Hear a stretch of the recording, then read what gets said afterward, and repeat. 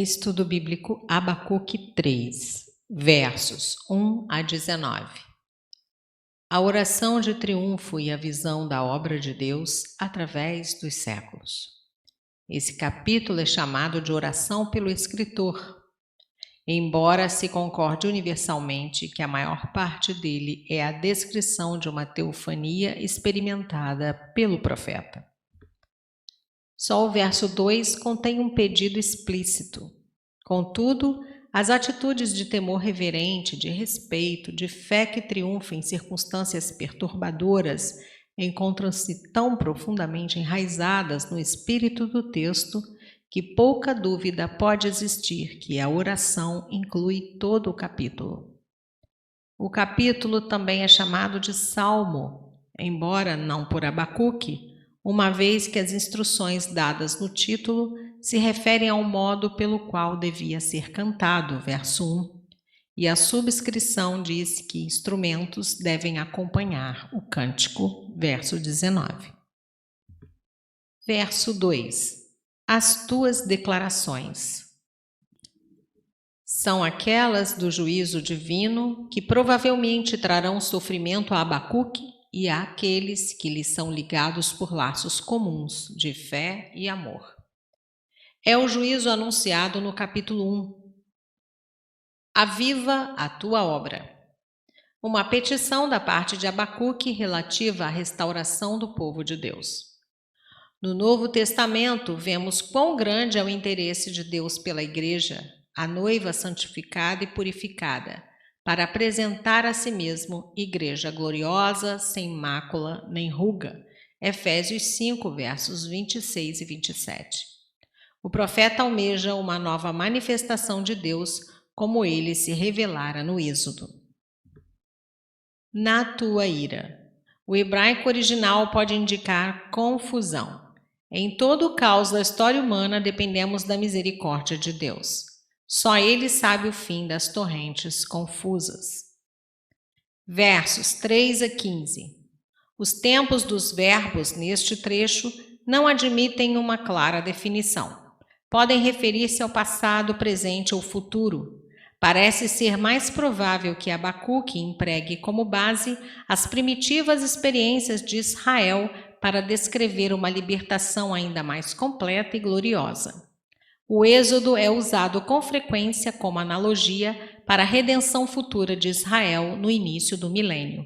Isaías 11:16. Versos 3 e 4. A glória Shekinah, que protegeu e guiou Israel no deserto depois da saída do Egito, Êxodo 40, versos 34 a 38, era a manifestação física da presença de Deus. A terra se enche do seu louvor. Fala-se aqui não da glorificação que parte dos lábios dos povos, mas da sua majestade na revelação do seu poder e glória. Verso 4. Como o sol, ele irradia o seu resplendor pelos céus e pela terra.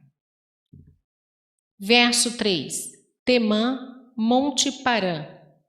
Área no sul de Edom. Temã, que recebeu esse nome em homenagem a um neto de Esaú, era uma cidade edomita. Amós 1:12 e Obadias 9. O Monte Parã fica na península do Sinai.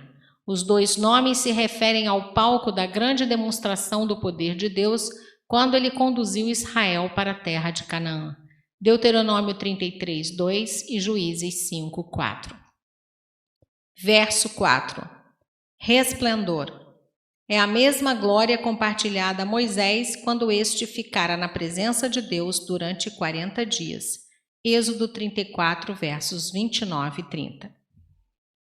Verso 5. Peste, pestilência. Ao se lembrar do castigo que acompanhou a desobediência de Israel à aliança firmada no Sinai. Êxodo 5:3, Números 14, 12, Deuteronômio 28, versos 21 e 22 e 32, verso 24, Abacuque destaca a atuação soberana dos castigos de Deus. Versos 6 e 7. O universo inteiro se atemoriza com a aproximação do Deus Todo-Poderoso. Êxodo 15, 14. Como na criação, Isaías 40, 12, a terra e seus habitantes estão à disposição de Deus. Verso 7. Cusã, Midian. Provavelmente uma referência ao povo que vivia na região da península do Sinai. Êxodo 2, versos 16, 22, 18, versos 1 a 5, Números 12, verso 1, onde a esposa de Moisés é descrita como midianita e cuxita. Versos 8 a 15. Com uma retórica vívida, Abacuque se dirige diretamente ao Senhor e relata suas ações judiciais contra tudo que se opõe à sua vontade. Verso 8. Nos teus cavalos, nos teus carros. Descrições simbólicas da vitória de Deus sobre seus inimigos. Versos 11 a 15. Verso 11. O sol e a lua pararam. Símbolos proeminentes da ordem criada por Deus, o sol e a lua atendem ao seu chamado. Essas imagens trazem à memória a vitória de Israel sobre os amorreus em Gibeão. Josué 10, versos 12 a 14. Verso 12. Calcas aos pés, literalmente debulhas. Uma figura agrícola derivada do modo como o cereal era debulhado. Este era batido e pisado violentamente. O termo é usado com frequência para retratar invasões militares e a execução de sentença de castigo. Juízes 8, 7, 2 Reis 13, 7, Isaías 21, 10, 25, 10, Daniel 7, 23 e Amós 1, 3. Verso 13. No passado, o Senhor saiu do seu santuário para a salvação do seu povo em aflição. Isto é o que Abacuque espera que ele faça novamente. Povo ungido. A salvação de Cristo, que quer dizer ungido, ou em hebraico, Messias.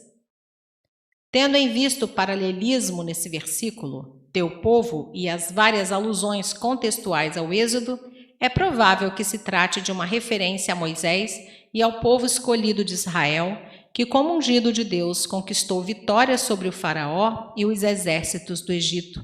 Salmo 105, 15. Em última análise, prefigura um livramento futuro associado à expectativa do Messias. Salmo 132, versos 10 a 12. Prometido na aliança davídica, segundo Samuel 7, versos 11 a 16. Feres o telhado da casa do perverso. A palavra telhado também pode ser traduzida como cabeça ou líder. Talvez se refira ao faraó do Êxodo, cujo primogênito foi morto, ou ao rei dos caldeus, cuja casa foi construída com riquezas obtidas de modo injusto. Capítulo 2, versos 9 a 11. Verso 14. Avançam para me destruir. Uma possível referência à ocasião em que o exército de Faraó perseguiu os israelitas até o Mar Vermelho. Êxodo 14, versos 5 a 9. Como os pobres, Israel parecia uma presa fácil para os perseguidores egípcios. Verso 15. Marchas pelo mar. Outra referência à intervenção protetora e miraculosa de Deus em favor de Israel junto ao Mar Vermelho. O acontecimento histórico mostra o seu governo soberano sobre o universo e garante ao profeta aflito que o Senhor salvará o seu povo novamente. Versos 16 a 19. Fé expressa do profeta. Para encerrar a profecia, Abacuque renova o seu compromisso e declaração de fé, expressando confiança inabalável em Deus. Verso 16. O efeito dessa visão em Abacuque. O Senhor havia respondido à sua oração. Ele vindicaria sua justiça e, por fim, restauraria o povo verdadeiramente arrependido. Abacuque se contentou com a resposta, mas ainda assim se sentiu fisicamente exausto e sobrecarregado por saber que os caldeus invadiriam Judá. Jeremias 4,19. Não obstante, o profeta poderia descansar quanto ao dia da angústia, pois sabia que o Senhor julgaria com justiça. Juntos, os versos 2 e 16 servem de moldura para o hino contido nos versos 3 a 15 e apresentam referências autobiográficas no início e no final do mesmo. Versos 17 e 18. Ainda que todos os elementos normais e previsíveis da vida se desintegrassem, o profeta se regozijaria, sabendo que em Deus estaria a salvo. A obediência à aliança era uma condição para o povo desfrutar prosperidade na agricultura e na pecuária. Deuteronômio 28, versos 1 a 14. Apesar de saber que a desobediência desencadearia as maldições da aliança, Deuteronômio 28, 31 a 34 e 49 a 51, o profeta afirma o seu compromisso com o Senhor. Seu maior anseio é pelo próprio Deus. E quando isso passar, ele será trazido ao lar pelo Senhor, seu Salvador. Jó 2, verso 10, 19 e 25, Romanos 8, versos 37 a 39. Verso 19. O Senhor Deus é a minha fortaleza. Em resposta às dúvidas de Abacuque, Deus não apenas promete a sua ira, mas também garante o seu favor e esperança. A dependência total do soberano Senhor da aliança é a chave de Abacuque para a vida. A certeza e a esperança não se baseavam em bênçãos temporais, mas no próprio Senhor.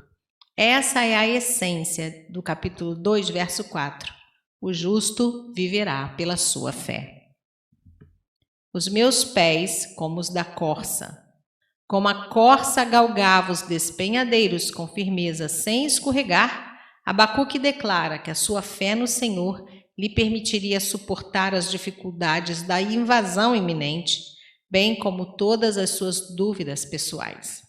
Essa figura impressionante descreve a força e a confiança que o Senhor concede aos justos. Isaías 40, versos 29 a 31.